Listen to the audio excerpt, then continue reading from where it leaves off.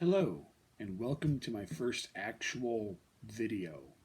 Um, I'm going to start right off by saying that this was supposed to be an Instagram Live, and I had the dumb and didn't save it, so I'm re recording, and honestly, it's going to be a lot cleaner than the Instagram video was. So, right off the bat, I don't have an affiliation with Springfield Armory.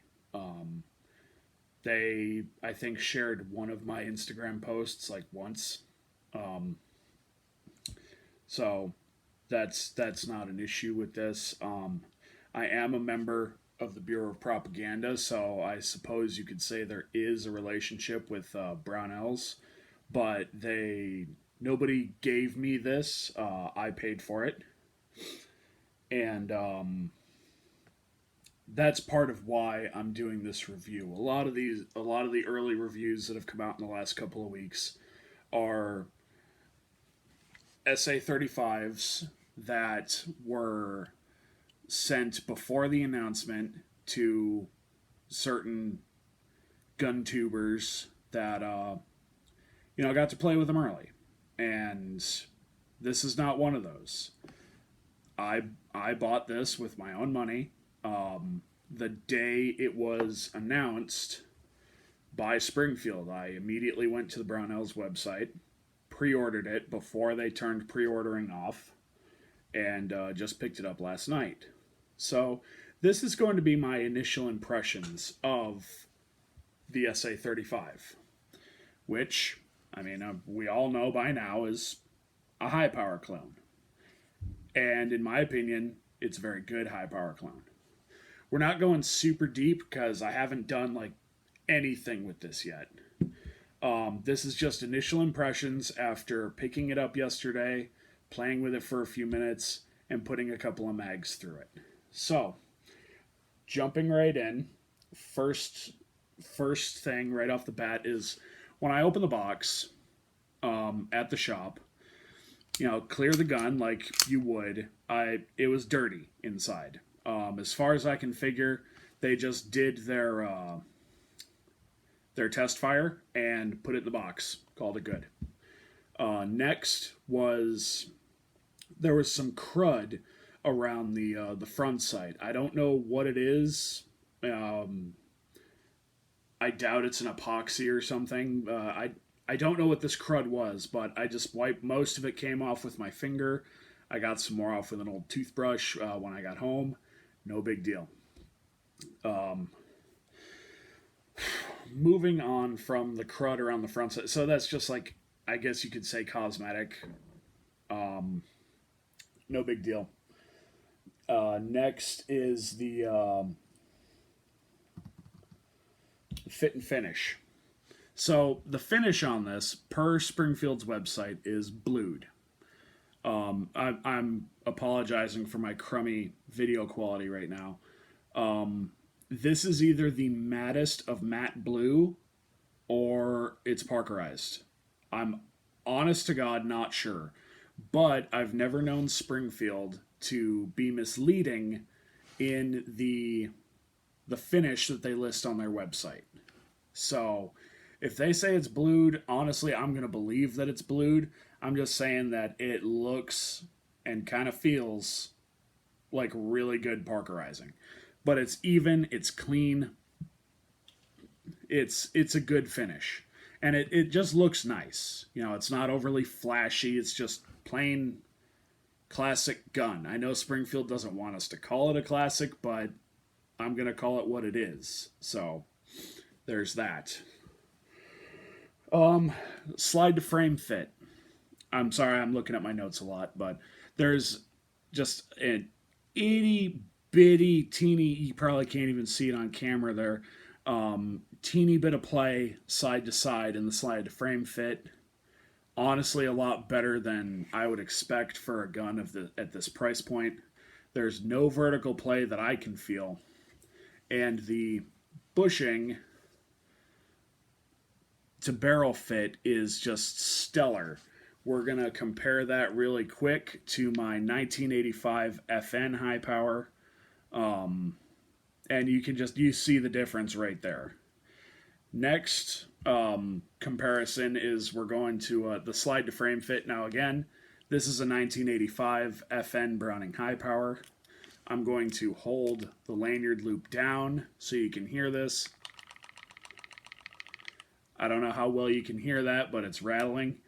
This, I mean, yes, it's an older gun. So how did this come out of FN?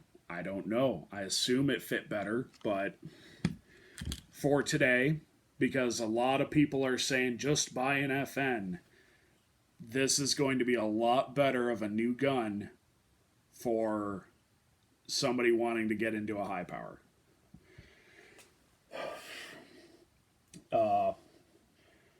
Next is the safety. When I first bought this FN, it had the original springs from 1985. It was even sloppier than it is now. And the safety felt like mashed potatoes.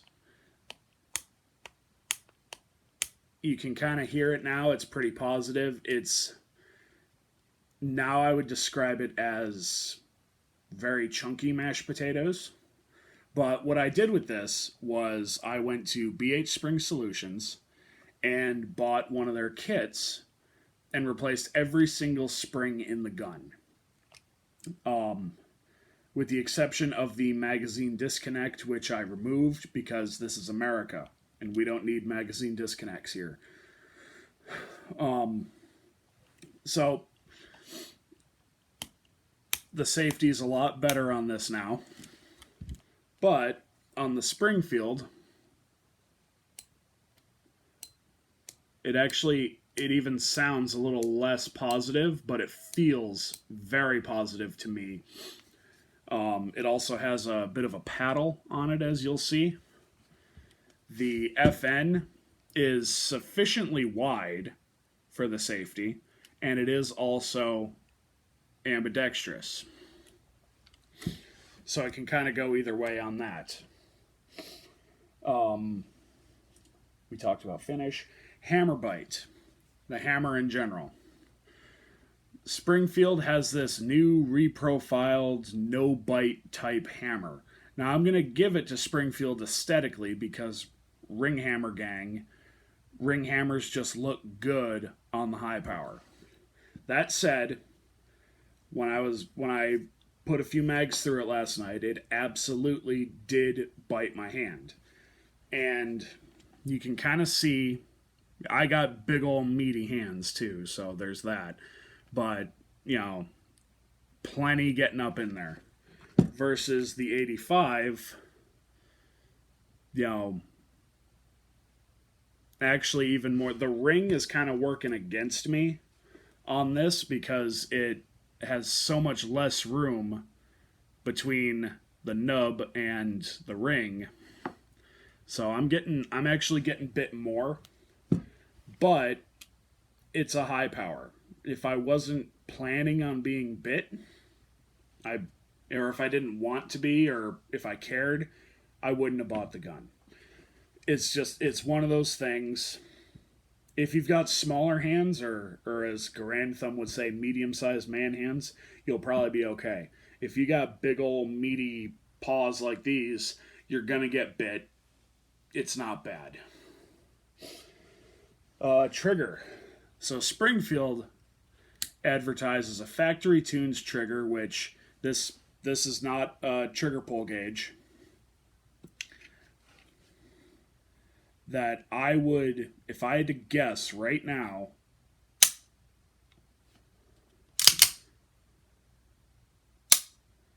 I would say that's about 5-ish, 5.5, not more than 6 pounds. My 1985, even with all the new springs and the magazine disconnect taken out,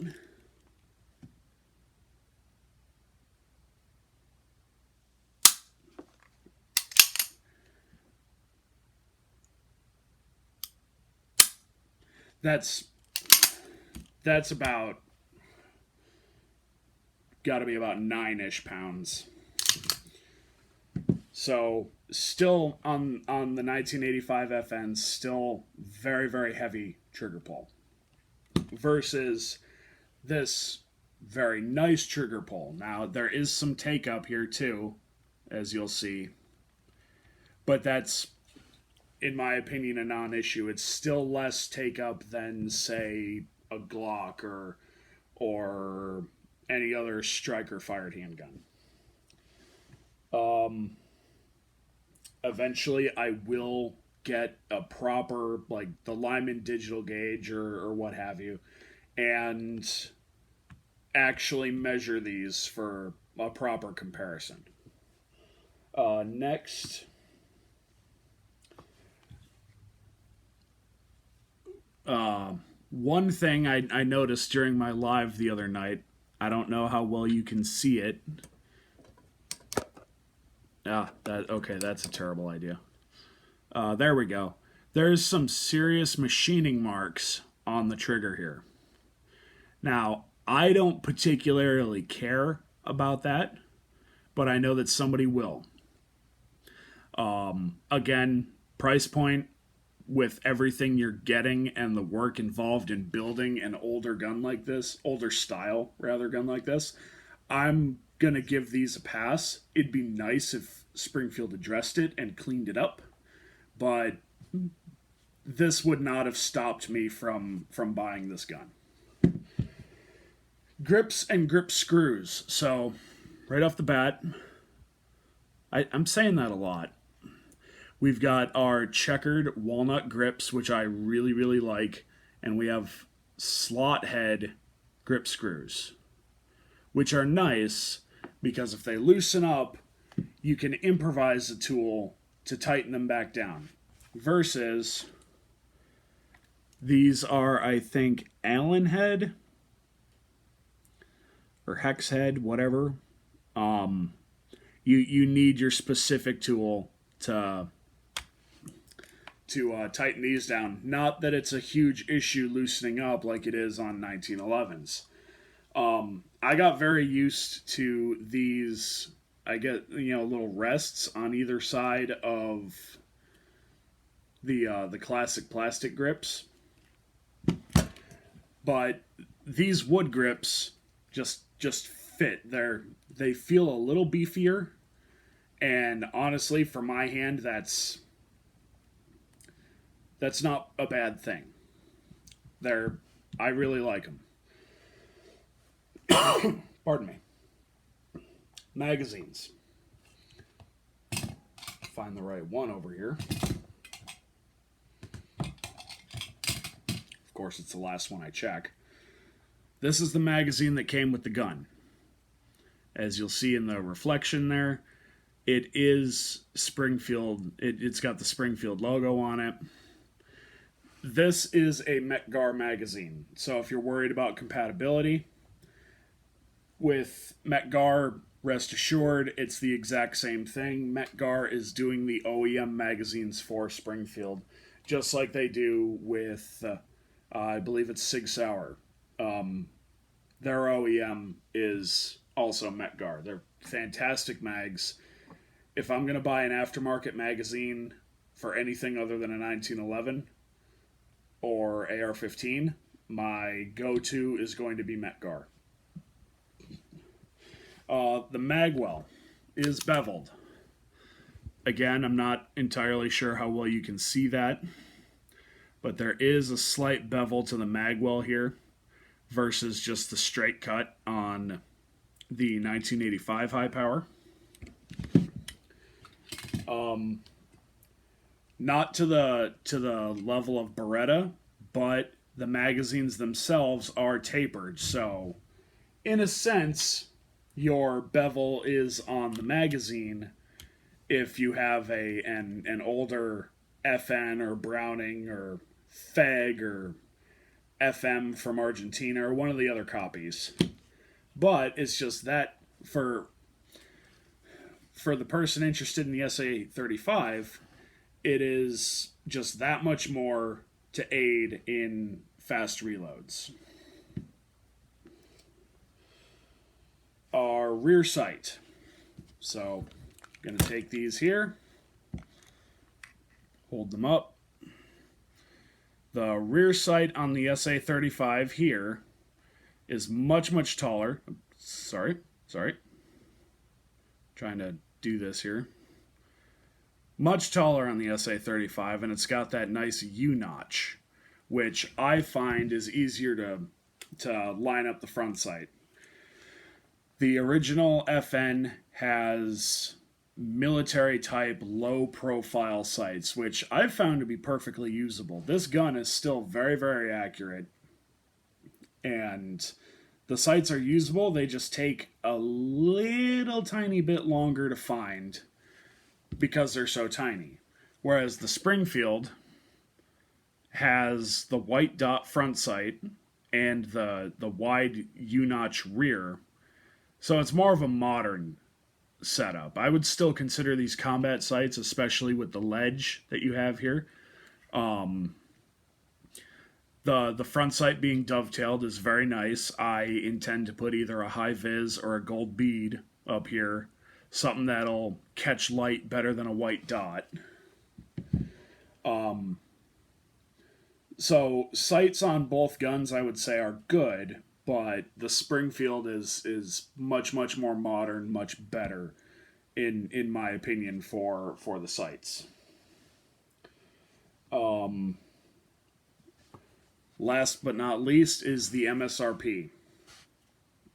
Springfield has this listed for, I believe, MSRP of $6.99. Brownells has it for a little bit less. And I'm sure Street Price, as these become available, will be competitive. I'm assuming they'll be in the $650 range. These will probably retail for about the same as a Springfield mil-spec, which I would love to get my hands on one and do a comparison between the two, but that's another video. So overall, the SA-35, I think, is a great pistol. It's entry level enough to be customizable if you're into that sort of thing, or you could just leave it classic and it's perfectly sufficient as it is. Incredibly accurate. I put 4 mags through it when I picked it up last night, and it's just really, I think, really well put together for the price point that you're getting it for. Hopefully Springfield can keep up with the demand for these and get them out into out to more dealerships soon, get them to more distributors who can get them to dealers locally, so more people can get these in their hands. These are, I think, really great guns right out the gate. And that's going to conclude my initial impressions of the SA-35. In the future, I'm going to be doing a deep dive into the gun, taking it completely apart, hunting for MIM parts and things like that. And I'm going to do a whole series, just periodically updating how this gun is doing as I go through about, as of right now, I'm planning about 2,000 rounds. So hopefully this all goes well. Hopefully somewhere in there I can improve my video and audio quality by using an actual camera, not an iPad. But that is that's the plan for right now, and we're gonna go from there with it. So thanks for watching. Like and subscribe, please. Throw something in the comments if you want to, and I hope you have a great day.